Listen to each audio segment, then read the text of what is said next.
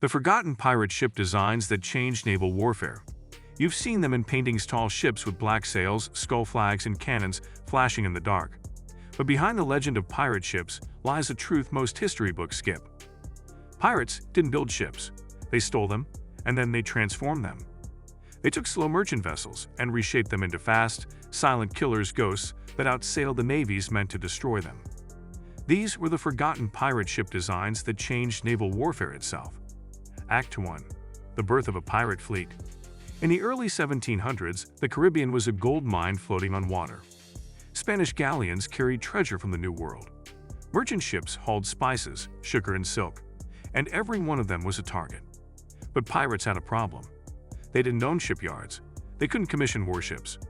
So when a pirate captured a vessel, the real work began.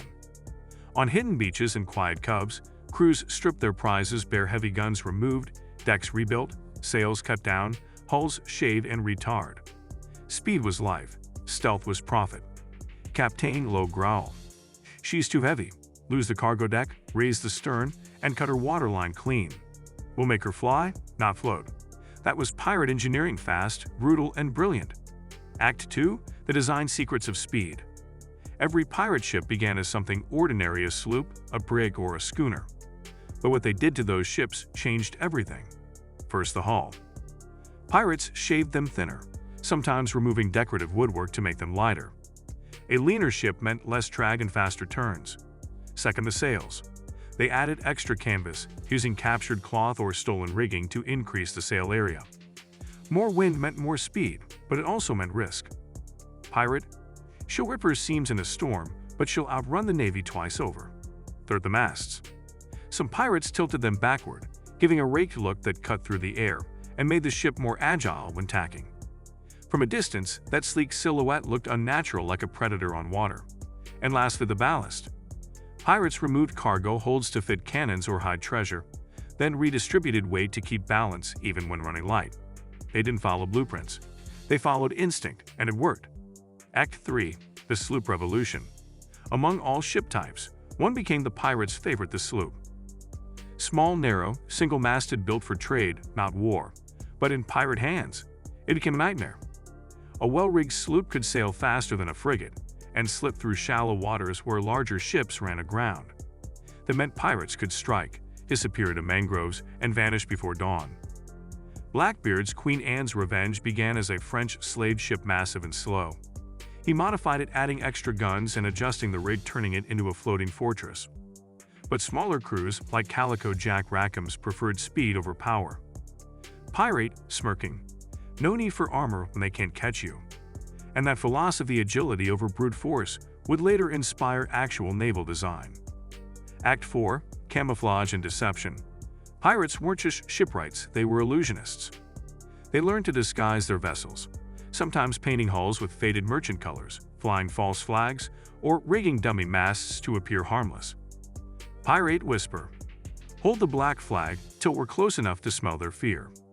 At the last moment, the flag drops, black sails rise, and chaos begins.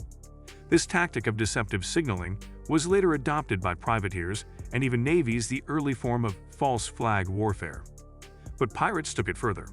They darkened their sails with tar and ash to blend with the horizon at night. The term black sail wasn't poetic, it was tactical. Under a moonless sky, these ships were shadows, invisible until it was too late. Act 5. The weaponized deck. A pirate ship's deck was a theater of war, redesigned for chaos. They stripped the upper decks to make room for swivel guns and grappling hooks. Cannons were mounted at sharper angles. Every inch mattered. Trapdoors were cut to move powder quickly from the hold. Railing heights were lowered so men could vault easily during boarding. Pirate: commanding. Cut that beam, I want room for another swivel. They even reinforced their bows, a crude version of ramming strength. If outgunned, a pirate could smash into a ship's stern, board fast, and fight hand-to-hand.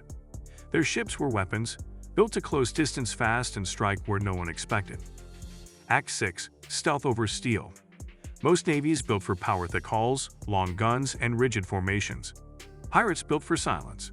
They wrapped ropes in wet cloth to muffle sound, oiled hinges, and even ordered the crew to go barefoot when stalking a target. Pirate: whisper. No talk, no light. We move like ghosts. A single sound could ruin an ambush and cost them everything.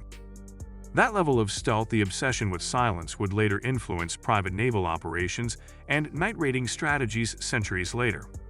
They didn't just fight at sea. They rewrote how ships fought. Act 7. Hidden compartments and treasure tricks. When pirates rebuilt a ship, they also hid its secrets. Hidden compartments under floorboards, false bulkheads behind cabins, and hollow masts where gold coins could be sealed inside. Pirate, grinning, even the devil won't find it here.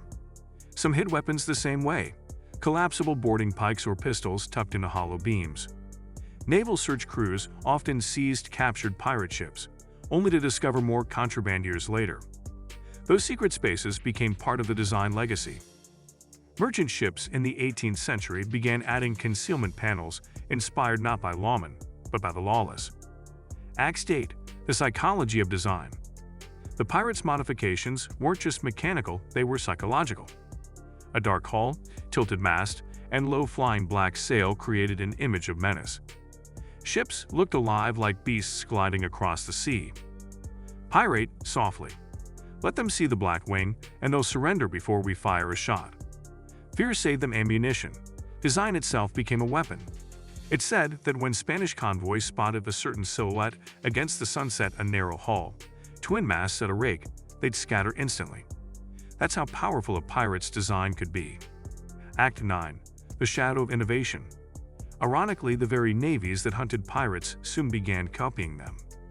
British privateers started building sloop-of-war models, smaller, faster vessels, with wider decks for maneuvering. French and American builders adopted the raked mast style to gain speed against heavier frigates. By the mid-1700s, pirate ship modifications had reshaped maritime engineering.